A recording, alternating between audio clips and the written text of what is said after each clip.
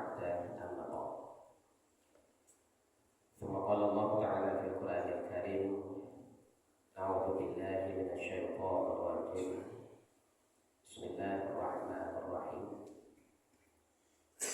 إن المتقين في جنات وعيون آخذين ما آتاهم ربهم إنهم كانوا قبل ذلك محسنين كانوا قليلا من الليل ما يهجعون وبالأسحار هم يستغفرون وفي أموالهم حق للسائل والمحروم. Surah Al-Zariyat, surat yang ke-51 ayat 15 sampai ayat 19. Syukur kita pada Allah, alhamdulillah malam ini Allah masih memberikan kita hidayah. Alhamdulillah kita masih diberikan Allah kekuatan dan bisa hadir ke masjid guna menunaikan ibadah maghrib berjamaah dan juga hadir di kajian ilmu yang insyaallah selalu diberkahi Allah dan selalu didoakan para malaikat Allah. Salam dan salam kita doakan kepada Allah semoga selalu dilimpahkan junjungan kita Habibullah Muhammad sallallahu alaihi wasallam. Allahumma shalli ala sayyidina Muhammad wa ala ali sayyidina Muhammad. Bapak sidang jamaah pada maghrib rahimakumullah. Alhamdulillah malam ini kita kutip 5 ayat di dalam surah Al-Zariyat, surat yang ke-51. Itu dari mulai ayat 15 sampai ayat 19. Kata Allah, innal muttaqina fi jannati wa 'uyun. Sesungguhnya bagi orang-orang yang bertakwa itu, kata Allah, sudah Allah sediakan surga berikut dengan taman-tamannya. Di fasilitas yang Allah berikan bagi orang beriman itu surga dan taman-taman surga. Jangankan surganya ibu bapak, tamannya saja rancak. Buktinya taman rancak di dunia kau masuk taman itu bagian dari ibu. Coba di Padang saya taman mininya masuk, taman melati masuk bagian coba. Apalagi taman yang lain kan taman mini, taman impian Jaya Ancol. Ini namanya taman itu rancak. Cuma ada taman yang dibuka gratis tapi orang dia masuk coba. Ada taman yang dibuka orang gratis tapi tidak masuk. Terus dia coba. Taman Makam Pahlawan gratis tuh Pak. Ada dia masuk atau masuk, ada di GSP, di Pak Lurah, Pak Pro ketika tujuan itu baru dia membicarakan itu atau tanggal 1 Oktober. Jadi identiknya surga itu indah, tamannya itu indah kata Allah. Bahkan di hadis Muslim kata Rasulullah bahwa begitu manusia itu digiring masuk ke dalam surga, baru saja tangga di muka sargo itu dibuka pintu surga Pak. Kata Rasulullah, manusia itu takjub sambil membelalakkan mata dan membuka mulutnya selama 70 tahun. Menganggur surga itu coba. Tak belalak mata mencari surga itu. Udah itu Pak. Mata tak gadang, muncul tak buka. Itu 70 tahun lah punya itu.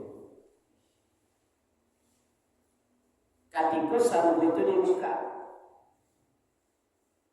Jadi kalau keindahan surga itu kecenderungan tidak bisa disamakan dengan keindahan dunia, karena keindahan surga itu tidak ada persamaannya di dunia. Dan ketika kita wajar ini kecenderungan tidak pernah kita lihat pemandangan seindah itu ketika masih di dunia. Dan makanya ketakjuban manusia itu kata Nabi sambil terbelalak matanya dan terbuka mulutnya itu selama 70 tahun. Kalau rancak-rancak pemandangan di dunia itu Bapak paling mampu tak kaji bisa mini-mini ini sudah tuh selfie lah itu semua abadi gitu. Nah surga itu Allah berikan untuk orang-orang yang bertakwa. Apa kata Allah? Akhirnya nama atahum rabbuhum. Allah berikan semua itu gratis. Kenapa Allah berikan gratis Pak? Innahum qabla dzalika muhsinin. Karena dulu mereka adalah orang-orang yang berbuat baik. Muhsin. Muhsinin itu orang dari perbuatan baik yang disebut dengan ihsan. Jadi untuk mencapai level takwa,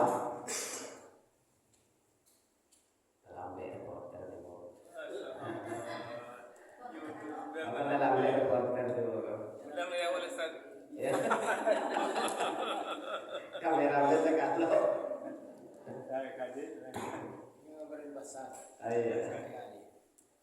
Mantap pergerakan ambil lo. Jadi takwa itu derajat tertinggi, Bapak. Tapi mencapai derajat tertinggi takwa ini ada sampai janjang yang mesti lewati dulu, baru bisa kembali.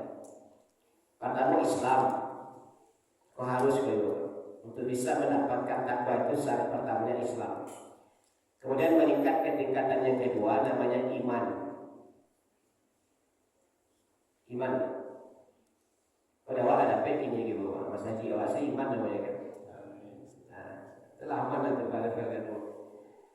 Karena posisi iman ini masih goyang ibu bapak, makanya Allah buatkan dengan perintah. Semua perintah Allah baik suruhan maupun larangan itu yang Allah panggil orang beriman. Setiap perintah Allah dalam bentuk apapun suruhan atau larangan tetap yang dipanggil orang beriman. Nah dari panduan Allah tadi dengan perintah tadi baru dia naik ke level yang ketiga namanya ihsan. Makanya Nabi ketika ditanya di Jibril duduk barang lutut sama lutut Nabi masih lo di Jibril apa ditanya di Jibril mahwal Islam dijalan Nabi, mahwal iman dijalan Nabi, mahwal ihsan. Jadi ihsan itu artinya segala perbuatan itu dia lakukan karena Allah. Karena dia tahu semua perbuatan baik atau buruk itu dalam pantauan Allah. Antak budallah ka annaka tarahu. Kalau kita berbuat sesuatu itu anggap Allah, kita melihat Allah. Fa illam takun tarahu, kalau kita tidak bisa melihat Allah kata Nabi fa innahu yaraka. Dia pasti melihat kita. Dia artinya apapun perbuatan itu landasnya karena Allah. Jadi kalau kita fahami bahwa apapun perbuatan yang kita lakukan itu imbasnya kembali ke kita, maka kita akan pilih semuanya pasti berbuat baik. In ahsantum li anfusikum wa in asatum falaha. Setiap kebaikan yang kita lakukan kembali ke diri kita yang melakukan. Sebegitupun sebaliknya ke perbuatan buruk yang kita lakukan balik kawan. Di ibaratnya ibu bapak perbuatan itu bentuk bola. Ketika kita lempar ke dinding, bola itu pasti balik kawan. Hingga kini bapak awak dia pakai bolaku yang mah. Karena bolaku setiap awak lemparkan ke dinding dia pasti mantul balik kawan. Itu hukum alamnya pak. Nah kini bola yang kau lempar ke itu pak. Bola kebaikan kah atau bola keburukan kah? Dia pasti balik kawan. Tapi pada saat kebaikan yang kita lakukan berbalik ke kawan bapak itu kita sambut dengan berkah. Berkah dari perbuatan baiknya selama akhirnya dapat lagi ke kebaikan. Tapi begitu perbuatan buruk yang kita lempar ke orang balik kawan, nah kita nyambutnya dengan karma. Itu karma itu. Itu istilah karma itu kemauan saja bukan. Kenapa? Karena setiap perbuatan itu balik kepada yang berbuat. Apapun perbuatan yang lakukan ini balik kau pasti balik kau. Baik balik kau baik, buruk balik kau buruk. Jadi Allah itu akan memberikan efeknya atau balasnya sesuai dengan apa yang kita lakukan. Itu maka kata Allah tadi in ahsantum bila usul. Kalau baik yang kita kerjakan, baik itu balik kau. Kalau buruk yang kita lakukan, buruk itu balik kau. Itu maka disitulah muncul istilah karma itu. Ya, apapun keburukan yang lakukan dia balik kalau suatu saat. Balik suatu saat. Makanya muhsinin kata Allah, mereka berbuat baik. Nah dari ihsan tadi bapak baru yang sampai ikhlas. Ikhlas adalah puncaknya. Kalau lah ikhlas kau tu tak berani, iblis pun tak berani mengadu orang yang ikhlas itu. Karena dia pernah berhadapan dengan Allah. Kata setan, saya akan menjerumuskan semua Adam dan keturunannya akan masuk ke dalam neraka. Saya berjanji gitu. Silakan kata illal mukhlasin. Kecuali hamba-hambaku yang ikhlas, kalian kau tidak akan pernah bisa menjurumuskannya masuk ke neraka. Jadi kalau lagi ikhlas itu baru kasih kode takwa. Nah di level ikhlas mari apapun kita syukuri, dapat menikmat kita syukuri, dapat musibah pun kita syukuri. Kalau mensyukuri nikmat saudara bisa apa? Tapi kalau mensyukuri musibah kebalik. Menerima ujian itu kan dua kecewa. Ujian dalam bentuk nikmat, ujian dalam bentuk musibah. Cuma sayangnya lah kini-kini Bapak, arti ujian itu kita sampaikan. Yang lewat bukan ujian ini hanya musibah. Sementara nikmat itu lawan larikan ke berkah. Itu salah pemahaman kita dengan nikmat. Jadi maka kata Ali bin Abi Thalib, kalau ada dua ujian diberikan ke manusia, satu ujian dalam bentuk musibah, satu ujian dalam bentuk nikmat. Paling banyak manusia itu berhasil ketika diuji dengan musibah. Semakin kadang musibahnya semakin dakiknya Allah. Ketika diuji dengan musibah, karena Allah langsung yang tadinya tidak sembahyang dulu, yang tadi tidak pernah masjid itu. Tadi pun diuji dengan musibah. Maka ketika kampus selalu di masjid dulu, sembahyang tidak, tapi lalu di masjid. Ketika datang Singapura, pada masjid tidak fungsi banjir, pada masjid tidak fungsi. Ketika sehari-hari setah jarang aja juga ada masjid ibadah, tapi ketika kampus. Jadi ketika diuji dengan musibah, orang berbanyak berhasil. Tapi ketika diuji dengan nikmat, nah itu banyak yang lalai, yang gagal. Dulu jadi staf biasa, rajin duha, rajin baca Quran. Hanya jadi manajer Pak, yang Quran 3 hari sekali. Kalau jadi kepala dinas, duha indah, Quran indah. Kita bertanya deh Pak, apa jalan nampak duha sibuk dan ada. Jadi makin kadang nikmat diberikan Allah, makin jauh dengan Allah, bukan malah makin mendaki. Jadi makanya karena kita salah mendefinisikan masalah nikmat dalam bentuk ujian tadi, sehingga kita telah menggeser posisi nikmat itu bukan lagi ke ujian tapi dalam bentuk berkah. Makanya ketika orang berujian dengan musibah, kita sabar ya Pak, ujian dari Allah seribu. Tapi cukup kalau orang dapat nikmat dari kepala dinas, diundangi bapak berdoa ke rumahnya, makan bersama di rumahnya. Sudah tua pulang mengucapkan apa ya Pak, selamat ya Pak, jadi kepala dinas ini.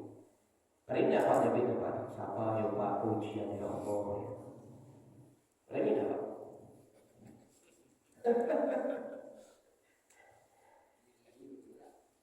Maka nak apa yang menerima kalau kita jadi ujian dari Allah Pak? Karena yang merasa itu berkah. Nikmat itu berkah bukan ujian. Tapi kalau ini bapak berarti menyebut itu orang doa. Yang yakin tidak ada undang-undangnya bapak makan itu. Jadi malah asal berdoa syukuran di rumahnya tidak ada undangnya pada. Tolong sok mulanya saja. Kita ini musibah. Sudah sabar. Jadi ikhlas itu berat juga.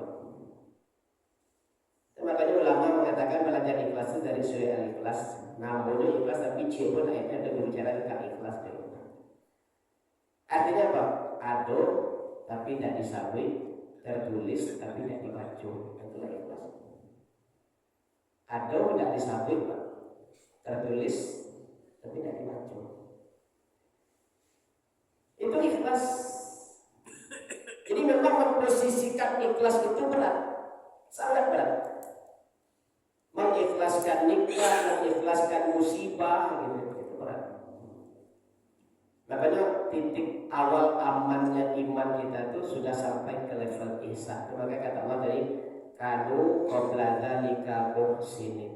Mereka itu adalah orang-orang yang selalu berbuat ihsan, selalu mengutamakan kebaikan daripada keburukan. Nah setelah itu siapa lagi mereka kata Allah, kanu qalilan minal laili ma yahjaun. Mereka itu adalah orang-orang yang di dunia saketek lalu. Itu yang diterapkan Nabi dan sahabat. Nabi dan sahabat itu saketek lalu. Nabi itu kalau ada kepentingan lain, kepentingan tidak ada berhubungan dengan agama dan negara, itu bila langsung itu Nabi sisa itu. Itu jam 11 jam 2 itu jago. Karena di zaman itu jam 11 2 itu lapang tuh kalam itu lahannya itu. Dan Nabi sholatnya sampai subuh dan tidak berhenti. Makanya sholat Nabi itu panjang. Kata Aisyah, jangan ditanya lama dan panjang. Karena sampai bengkak kaki Nabi itu karena berdiri lama dalam sholat tahajud. Dan Nabi dibandang kata Aisyah kepada Rasulullah sholat malam. Di rakaat pertama itu dibacanya Al-Baqarah dan Al-Imran. Rakaat pertama di pas satu rakaat Al-Baqarah Al-Imran itu kan 2,5 juz Al-Baqarah, 1,5 juz Al-Imran, sampai juz. Satu rakaat sudah Nabi sampai juz awal, satu rakaat Nabi sampai ayat. Nabi sampai juz satu rakaat awal sampai ayat qul huwallahu. Itulah ulama itu. Jadi Nabi itu sakete lalu. Beda jawab awal saketenya 2 kali, Pak. Saketenya 2 kali, Pak. Nabi sakete lalu. Kalau awak sakete lalu. Itu beda jawab 2 kali saketenya, Pak. Nabi sakete makan. Kalau awak sakete makan. Nah beda itu. Ya sakete, tapi sakete 2 kali jawab. Makanya Nabi itu selalu sholat itu di pertengahan malam. Jadi yang dikatakan Allah dalam surah Al-Muzammil ayat 20 itu, Pak, kan malam itu dibagi Allah 3. 2/3 malam, pertengahan malam, dan 1/3 malam. Al-Muzammil surah 73 ayat 20 yang terakhir, yang menegaskan bahwa sholat malam itu adalah sholat sunat. Karena dulu pernah dianggap Nabi sebelum turunnya peristiwa Isra Mi'raj, sholat tahajud itu pernah dijadikan wajib dari Nabi. Maka pengerjaan tahajud itu dibagi Allah dengan 3 malam, 1/3. Tapi bahasa Allah 2/3 malam, pertengahan malam, dan 1/3 malam. Kalau habis sisa jam 8 sampai subuh jam 5, berarti ada 9 jam itu. Nah yang 2/3 malam itu kata Allah, itu dari jam 8 sampai jam 9. Kalau Bapak habis isya takalo, jago jam 9 atau jam 9, itu kita tidak boleh tahajud, Pak. Jam 10 itu tidak boleh tahajud. Ya. Karena kan yang tahajud itu maknanya terbangun dari tidur. Hajjada yuhajjidu tahajjudan, itu artinya terbangun dari tidur. Dan yang boleh dilakukan di saat tahajud itu semua amalan sunnah. Boleh sholat, boleh baca Quran, boleh berzikir, boleh beristighfar, boleh berdoa. Setiap amalan sunnah yang ibu bapak lakukan di malam hari dari isya sampai subuh, dan syaratnya ibu bapak terbangun dari tidur, itu namanya tahajud. Tapi syaratnya lalu dulu. Walaupun cuma sekalo pulang dari isya nonton TV, nah itu 5 mini maksudnya Bapak. 5 mini sudah tuh TV nonton awal. Ya, tak cinta betul boleh tahajud walaupun baru jam 10. Boleh. Itu 2/3 malam. Yang pertengahan malam dari jam 9 sampai jam 2. Ke pertengahan malam ya Pak, jam 9 sampai jam 2. Nah yang 1/3 malam itu dari jam 2 sampai jam 5. Nah kata Allah, kalau awak tak sama dengan Rasulullah itu Pak, kalau Rasulullah sakit lalu, kalau awak sakit lalu, makanya kata Allah wa minal laili, sedikit di ujung 1/3 malam akhir itu saja diingat ya Allah. Kalau 1/3 malam itu dari jam 2 sampai jam 5, awak cukup ambil daki-daki waktu kehabis dulu, Pak. Setengah jam atau 1 jam menjelang azan subuh itu, itulah waktu awak untuk beribadah. Itu pun tidak masalah, ambil itu. Sedikit di ujung malam Allah. Wa minal laili. Ambil ya Bapak. Walaupun cuma 2 rakaat tahajud tambah witir enggak masalah. Yang penting Allah bisa ambil kesempatan itu. Kenapa? Karena orang-orang yang bertahajud itu kata Allah maqamam mahmudah. Asa ayyab'atsaka rabbuka maqamam. Ada maqam mahmudah, tempat yang Allah muliakan. Apa pengertian imam maqam mahmudah itu kata Nabi? Ketika manusia diberdirikan di mahsyar 50.000 tahun di bawah, itu yang ditarik ke ubun-ubun mereka itu adalah matahari. Ditarik mendekati ke ubun-ubun mereka. Tapi kalau maqam mahmudah itu bagi mereka yang mendapatkan posisi itu kata Rasulullah, yang ditarik ke ubun-ubun itu aras. Beda ya Bapak.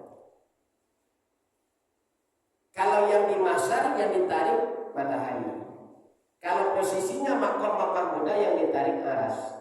Jadi mereka di bawah aras itu bisa tidur, bisa duduk, bisa makan, bisa minum. Kenapa? Karena mereka tidak pernah merasakan panasnya matahari mahsyar. Jadi orang-orang yang sudah berdiri di dunia itu tidak Allah biarkan berdiri di mahsyar. Karena kata Allah, aqimis sholat di awal itu, ya dijelaskan dirikan sholat. Tapi setelah itu kata Allah di ujung malam itu tahajud. Karena nanti ada maqam mahmudah. Ini pilihannya 2 lewat ini Bapak. Niat agak di dunia kau atau agak di mahsyar. Kalau agak di dunia paling 5 menit, 10 menit, paling lama setengah jam itu. Tiap hari. Tapi awak selamat nanti di mahsyar yang 50.000 tahun agak. Jadi yang sudah memilih kesempatan berdiri di dunia tidak Allah izinkan lagi berdiri di mahsyar. Tapi yang paling tegak di dunia tegak dari sudah di mahsyar itu kasar. Diambil kesempatan itu kata Rasulullah. Walaupun cuma 2 rakaat ibadah atau 1 witir silakan. Atau kalau tak sempat minimal beristighfar. Karena dikatakan tahajud itu adalah ibadah sunnah, tidak hanya sholat, apapun boleh selama itu ibadah sunnah. Mengaji boleh, baca zikir boleh, istighfar boleh, baca Quran pun boleh, bahkan berdoa pun boleh. Itulah sejadah yang 16 dasarnya. Kata fajuduhu dan majlubihi ayyadahullahu. Itu berdoa itu masuk ke dalam kategori tahajud. Orang-orang yang lampunya jauh di tempat tidur suka bangun malam hari itu, kalaupun tidak sempat untuk sholat minimal berdoa. Tapi kalau waktu panjang tak sajam dia mampu itu bisa wambil sholatnya, bisa wambil berzikirnya, bisa wambil istighfarnya, bisa wambil berdoanya, masih sholat itu bisa wambil baca Quran. Tapi bisa dulu itu. Jadi pilihan ada di ketika tahajud itu. Nah di ujung waktunya itu kata Allah wabil asharihum yastaghfir. Di waktu sahar itu mereka beristighfar. Sahar pernah panjang oleh Nabi, pendek juga. Bahkan ulama ada beda pendapat mengenai waktu sahar itu. Ada mengatakan hanya paling lama 1/4 jam mendekati subuh. Ada juga ulama mengatakan setengah jam mendekati waktu subuh. Itu yang dikatakan waktu sahar. Dan waktunya paling lama setengah jam, 30 menit. Nah 30 menit menjelang azan subuh itulah yang waktu sahar. Apa kata Allah di situ? Wabil asharihum yastaghfir. Di waktu sahar itu mereka memperbanyak istighfar. Jadi istighfar itu masuk ke dalam kategori tahajud. Jadi pilihlah Bapak, di rentang waktu setengah jam itu, setengah jam bisa boleh, 4 jam boleh, atau 5 menit menjelang azan boleh. Karena amalan itu pun situ istighfar. Apa kata Nabi? Jaminannya bagi orang yang beristighfar di waktu sahar, seketika itu dosanya Allah ampuni dan seketika itu juga doanya Allah kabulkan. Tidak tunggu minggu itu deh Bapak. Karena di sepertiga malam akhir itu Allah sendiri yang turun. Siapa yang meminta aku beri, siapa berdoa aku kabulkan, siapa aku langsung aku ampuni. Itu jaminan. Nah itu di waktu sahar tadi itu setengah jam menjelang. Nah apapun aktivitas itu di waktu sahar itu berkah satu itu. kalau isim waktunya disebut dengan sahar, isim fi'ilnya itu dalam bahasa Arab disebut dengan sahur. Di waktunya sahar, aktivitasnya sahur. Di apapun aktivitas ibu bapak di setengah jam menjelang azan itu namanya sahur. Zikir, sahur. Makan, sahur. Jadi yang makan sahur itu makan di setengah jam menjelang azan. Mau puasa besoknya atau tidak, selama ibu bapak makan di waktu sahar itu, maka makan ibu bapak disebut dengan makan sahur. Ada berkah, ada sunnah, ada doa dari mereka. Makanya kayak Dr. Zaidul Akbar ibu bapak. Waktu yang terbaik untuk sarapan itu sebenarnya bukan jam 7, bukan jam 6, bukan jam 8, tapi jam 4 sampai jam 5. Itu yang terbaik waktu untuk sarapan. Itu yang lancar. Nah ketika ibu bapak makan di setengah 5 misalnya besok Sabtu kan, besok Sabtu ibu bapak nak makan malam berapa? Begitu tahajud jam 4 jam setengah 5 lapar apa bapak? Enggak kreo no. Makan ibu bapak itu kan akan puasa besok Sabtu no. Tapi karena ibu bapak makan di waktu sahar, makan itu disebut dengan makan sahur. Jadi makan sahur itu bukan makan untuk puasa. Awak salah menafsirkan lah. Sahur itu aktivitas yang lakukan di waktu sahar. Apapun aktivitas yang lakukan di waktu sahar tadi setengah jam menjelang azan, namanya sahur. Makanya makan di situ disebut dengan makan sahur. Meskipun besok tidak puasa, tapi ketika bapak makan di setengah jam menjelang azan subuh, itu namanya makan sahur. Ambillah waktu setengah jam menjelang azan bapak makan situ. Sudah tu pagi dia makan le, itu bila-bila orang tak lontong. Itu siapa nama kembali lontong, orang makan setengah jam saja juga. Bila orang lontong awak start itu dah dosa. Tapi memang kata dokter Zaidul Akbar itu, waktu yang terbaik untuk sarapan itu setengah 5. Itu makanya orang yang berpuasa itu sehat katanya. Kenapa? Karena sarapan itu capek. Jam 4, jam setengah 5 dia makan. Ini kan waktu apa baca di tulisan seorang ahli gizi bukan. Usus kita tuh lambung kita tuh kalau bakal racun mencerna makanan katanya, dia butuh waktu sampai jam untuk menghancurkan satu makanan sampai hancur, sampai lunak itu dia butuh sampai jam. Misalnya pagi jam 7 tuh makan lontong pical. Lontong pical tuh baru selesai dihaluskan itu jam sabalik itu. Jam sabalik baru selesai itu kerajaan. Tapi aku jam sabalik ada kok yang jam 10 lah masuk antri kan. Menunggu kan jam 10 kan kok makan snacknya kok kue atau apalah gitu kan. Tak masuk di jam 10. Jam 7 ada lontong pical selesai di jam sabalik. Jam 10 langsung masuk ke jam sabalik untuk yang jam sabalik itu selesai jam 10. Lalu jam 1 makan siang dulu ibu. Lah antri dari makan itu menunggu itu diproses. Itu bilo lambung itu kan istirahat ibu. Makanya kecil Nabi suruh kasih puasa lah supaya istirahat. Kenapa? Makan awal jam setengah 5, sampai jam dia betul mencerna makan sahur awal tadi. Jam setengah 9 jelas istirahat dulu pak. Setengah 9 sampai setengah 7 baru lambungnya istirahat dulu pak. Ya kan? 10 jam dia istirahat. Makanya orang yang puasa itu saya kenapa lambungnya tak pasal kerajaan. Ini kecil Nabi akilah lambung itu istirahat kerajaan 2 kali seminggu. Sedangkan fisik awak kalau bakal kerajaan masih butuh istirahat 2 minggu, 2 kali seminggu atau minimal sekali seminggu. Libur. Cuma lah kalau diberi peraturan dan tenaga kerja ini di sesi Jokowi, semua pekerja tidak ada libur Senin sampai Minggu kerajaan saya tidak ada libur orang libur. Sama terlalu diri sendiri lambung saya parah-parah kerajaan pak. Jam 7 sarapan, jam 10 betul makan snacknya, jam 1 makan siangnya, jam 4 makan misunya, jam 7 betul makan malam, dan kalau lalu pertapa boleh pak. Membana cuma tahu susu di lambung, tapi orang tak nampak ini pak, tak tahu. Akhirnya betul lah pandai, betul tak lala, hanya lempar saya, masuk proses butuh potong jadi. Nah kalau dengan malu lepas nak kasar-kasar tu campur ke usus-usus tak kaji besok dapat dari mana, lalu usus belah.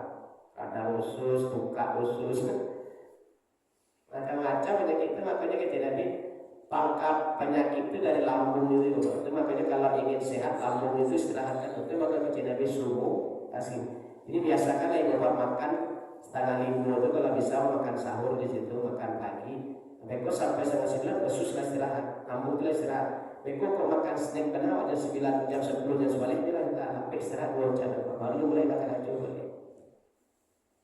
Nanti maka kecil saya delapan waktu yang terbaik untuk sarapan itu jam setengah 5 atau jam hampir pagi. Ya. Kalau jam hampir mau makan jam 8 istirahat gitu. Maka makan siangnya jam 1 dia dapat istirahat sampai jam aman gitu. Itu waktu proses. Ya kan lambung itu butuh istirahat itu. Makanya atur jam polanya itu diatur gitu. Saya delapan. Makanya yang terbaik itu makan pagi itu sarapan itu setengah 5. Nah yang terakhir kata Allah, wa fi amwalihim haqqul lisaili wal mahrum. Di dalam harta orang-orang yang beriman itu kata Allah ada hak orang yang tidak mampu. Orang yang tidak mampu itu kategorinya adalah fakir, miskin. Karena fakir lebih banyak daripada orang miskin. Makanya kalau Allah mengurutkan sesuatu mana yang paling dulu itu biasanya paling banyak jumlahnya itu. Makanya yang penerima zakat itu asnaf itu kan 8, tetap fakir dulu baru miskin. Karena yang kategori fakir itu mereka tidak ada penghasilan dan pendapatan sama sekali. Tidak ada karajo, tidak ada pemasukan, tidak ada penghasilan, itu namanya fakir. Yang kedua baru miskin. Miskin itu dia punya penghasilan tetap, bahkan punya karajo tetap, tapi penghasilan itu tidak mencukupi kebutuhan sehari-hari. Tidak mencukupi itu namanya miskin. Dan makanya urutannya fakir dulu baru miskin. Nah, kategori orang fakir miskin ini kata Allah disebut Allah 2. Ada yang disebut Allah as-sa'il. As-sa'il itu artinya ini datang awal minta haknya Pak. Ya, pokoknya dulu ibu bapak ke rumah dan kok itu minta sedekah Bu Pak. Itu berarti as-sa'il itu. Atau kalau tidak sempat datang ke rumah ibu bapak ditunggu di lampu merah. Hanya toko itu jadi lawan dulu Pak. Jadi minta sedekah. Itu as-sa'il namanya Pak. Dia datang meminta haknya kawan. Kalau memang ada keluar. Kalau memang ada begitu. Nah yang kedua kategori orang tak mampu tadi kata Allah disebut dengan al-mahrum. Hati-hati menyebutnya bapak dulu kan hanya pada R. Sebab kalau dulu R pada H beda artinya al-mahrum dulu H. Tapi kalau R dulu al-marhum. Itu beda artinya. Hanya beda R johanya dan asal salah letak beda arti. Jadi H dulu baru R. Al-mahrum. Itu orang fakir atau orang miskin yang tidak meminta haknya, tapi sifatnya menunggu. Yang menunggu, diantar baru dia terima, kalau tidak. Makanya kalau identiknya afdolnya ibu bapak, berkahnya kita mengeluarkan zakat. Bahasa Allah kan dalam zakat itu atuz zakat. Atu itu dari bahasa ata yuti itaan. Ata itu artinya diantarkan. Jadi yang afdolnya atau yang berkahnya zakat itu diantar ke orang yang menerima, bukan disuruh japui ibu. Itu yang hakikatnya zakat itu. Supaya awak lebih faham dengan kondisi orang yang menerima zakat itu, kita antar ke rumahnya. Faham gitu dengan kondisinya, kalau itu memang berhak menerima zakat itu. Jadi sebenarnya dari pilihan al-as-sa'il dan al-mahrum, kalau untuk sedekah boleh pilih salah satu, sa'il boleh, al-mahrum boleh. Tapi kalau untuk zakat itu lebih identik kepada al-mahrum. Karena sifatnya menunggu dan diantar. Makanya bagi kita yang wajib zakat itu ibu bapak, kalaupun tidak sempat mengantarkan ke rumah orang fakir atau miskin yang menerima tadi, maka kita titip ke amil. Dan amil itu tugasnya mengantarkan, bukan suruh datang. Jadi afdalnya zakat itu antar Pak. Itu makanya kadang amil itu tugas ini mengumpulkan zakat dari yang memberi zakat, mengeluarkan zakat dan menyalurkan kepada muzakinya, pada orang yang menerima zakatnya. Makanya karena tugas amil itu mengantarkan titipan zakat dari orang-orang yang berzakat, makanya dia punya hak 1/8 di situ. Makanya urutannya dari fakir ke miskin, dari miskin ke amil. Jadi yang menerima itu sesuai dengan urutan itu. Fakir, tidak ada fakir boleh ke miskin, kalau tidak ke amil. Jadi kita tidak tahu yang mau orang ke miskin atau tidak. Jadi kita serahkan ke amil, karena amil punya data untuk orang miskin. Dan nanti amil yang mengantarkan ke si penerima. Makanya kata Allah wa'atu zakah. Antarkan zakat itu, bukan disuruh jampi. Seharusnya yang kebas-bas itu kan ambil tuh Pak. Itu pengumpul cuma itu. Seharusnya iya. Bukan ini, tapi kan dia menerima zakat sudah bahas sedekah. Nah, itu. Makanya kalau untuk awak pribadi Bapak afdolnya atau zakat itu dalam awak menerjemahkan atu itu adalah menunaikan. Sebenarnya bukan menunaikan tapi mengantarkan. Jadi kita keluarkan zakat itu dengan cara apa? Antarkan kepada yang menerima. Itu makanya untuk zakat itu kata Nabi kita berikan kepada orang yang terdekat. Terdekat itu dua maknanya Bapak. Terdekat dari sisi darah. Jadi nasab waktu. Adik, boleh kakak, boleh etek, boleh mama, boleh sepupu, boleh itu darah itu. Tapi orang tua tak. Orang tua itu jalur nafkah itu tidak boleh diberikan zakat. Sedekah boleh tapi zakat tidak. Kemudian yang kedua kata Nabi yang terdekat dari sisi tempat tinggal. Dia kata Rasulullah, berikanlah zakatmu ke tetanggamu yang tidak mampu, yang pintu rumahnya paling dekat dengan pintu rumahmu. Itu mana dekat dengan dunia. Jadi dekat dari sisi darah atau dekat dari sisi tempat tinggal. Dicarilah mau orang fakir miskin yang lagi tinggal, yang pintunya rumahnya paling dekat di pintu rumah, itu yang diprioritaskan. Karena tujuan di samping kita membersihkan harta, mengeluarkan zakat, itu yang kedua tujuannya kata Nabi menghidupkan rasa. Jadi kalau orang nak mampu di sebelah rumah itu dari zakat, dari sedekah, dari bapak, itu pedulinya tinggi khawatir. Sehari sih bapak dari pagi sampai jam 3 atau buka pintu rumah itu sibuk main nyebrang. Kamu bodoh dari pagi nak buka pintunya tu. Jam 3 baru bapak. Kalau 2 hari lesung tu. Anda dicuci kau ni ke dalam tu, toko-toko di rumah pun nak buka pintu. Tapi kalau Rasulullah ini baik bapak, seminggu nak buka pintu ada tentu dia. Kenapa tanya orang ibu sekolah tu apa tentu bodoh je. Kalau Rasul tak ada itu. Di tujuan zakat itu di samping kita menunaikan hak atau mengeluarkan kewajiban kita terhadap harta kita, di samping itu juga menghidupkan rasa antara kita yang mampu dengan yang kurang mampu. Sebagai kata Nabi, dekat itu 2 miliar. Boleh kita berikan ke keluarga kita yang terdekat, boleh kita berikan ke tetangga kita yang dekat dengan tempat tinggal kita. Jadi kalau besok bapak melakukan zakat, yang diantar juga kampung sedonya bapak bagi dua lah. Ke kampung separuh, ke masyarakat tetangga awak separuh, supaya Rasulullah itu hidup lagi bapak. Itu bawa saja ke kampung sedonya. Dari sebelah dulu tak kamu maki ada tentu dia orang. Nah, makanya bagilah separuh ke kampung ke yang dekat dengan darah kita, yang separuh lagi yang dekat dengan tempat tinggal kita.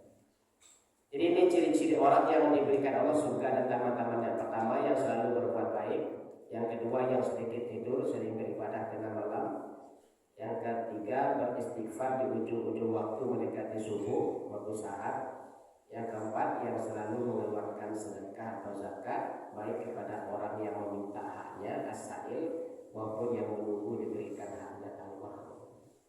Jadi bapak ini orang-orang yang Allah berikan surga. Baik, kita masuk isya, kita cukupkan, kita tutup dengan doa kafaratul majlis. Subhanaka Allahumma wa bihamdika asyhadu an la ilaha illa anta astaghfiruka wa atubu ilaik. Bila taufiq wal hidayah. Assalamualaikum warahmatullahi wabarakatuh.